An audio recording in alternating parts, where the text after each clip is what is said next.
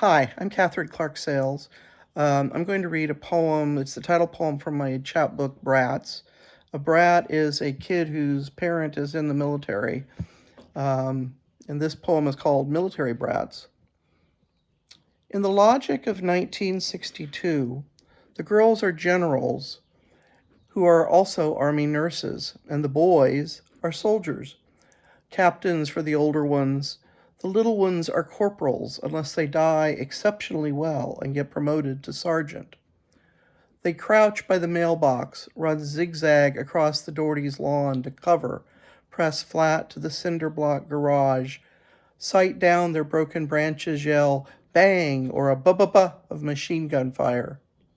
Jody's little brother Kirk pulls a grenade pin with his teeth, lobs it high, screams boom, and they all start to argue over who is shot and who has ducked until a Kent twin falls writhing to the ground and there's a call, medic.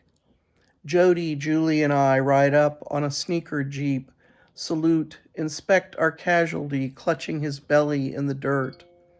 Looks bad, we say, then wiggle fingers over him, chant, fix, fix, fix. And Captain Doug jumps up, salutes, runs back to Iwo Jima on the Andersons' patio, and we fight across the Macmillan Yard to Tripoli like good Marines until the call for supper, where we eat plates of spaghetti as the TV says the new president is sending advisors to Vietnam.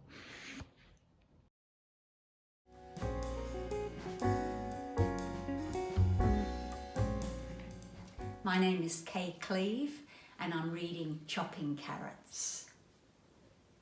When your child dies, it changes everything.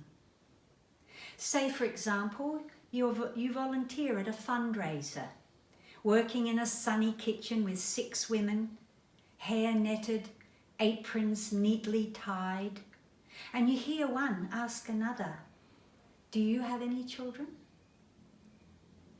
When your child dies, it changes everything. You avoid eye contact, clutching the chopping knife, its sleek black handle snug as a baby in a pouch, and you pray, "Please don't ask." Do you have any children? 6 pairs of eyes blaze your way.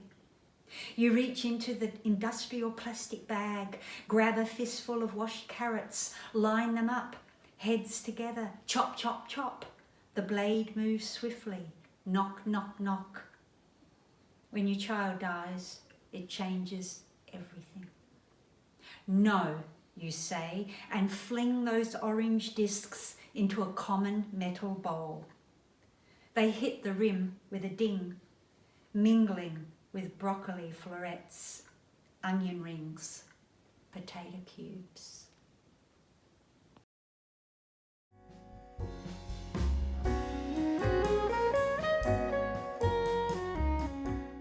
White with black-tipped wings and tail, yellow shaded head and predatory beak, the gannet scans the sea below, locks onto prey, plunges cold Atlantic depths, splashes ocean into sheer scrim that catches sun, reveals the hidden spectral stuff of light.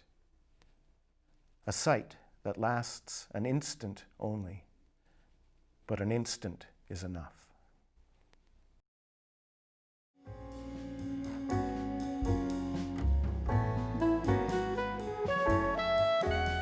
I'm Kathleen McClung. I'm going to be reading from my book, The Typists Play Monopoly. The poem is titled Phone Call in a New Century, Cento for Lynn Barnes. Right here under my roof, the word utopia raises last wild hopes. We tried to think of everything. The times were swelling with whitecaps of change. We had long halcyon periods as we caught lightning bugs and dropped them into jars. Towards the end, sometimes they open. The telephone rings and its blue flame leaps like an unmoored kite a frightened lizard on the grounds of an old indigo plantation. In a fireproof beekeeper's suit, I swallow the night like a cavern on a windswept mountain. Here comes the future, sneaking outside to the backyard for a smoke, running in the warm air along the deer traces. And I grasp it with both hands, pull my life, and try to tell you emerald needles of thriving seedlings now touch. The hawthorn carries a faint fragrance of sea.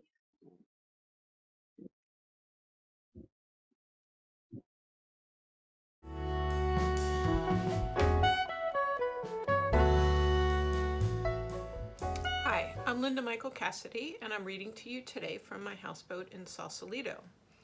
This poem is called Storytellers.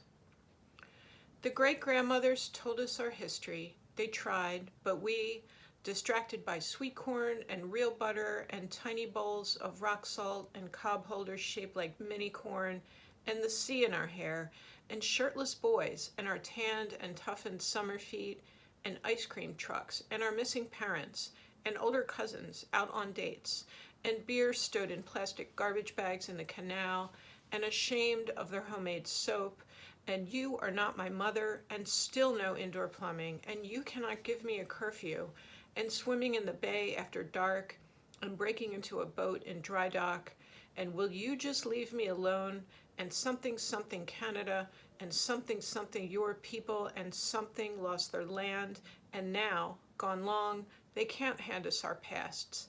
Discarded on that sweaty August porch, husk strings at our feet, but lazily. Thank you.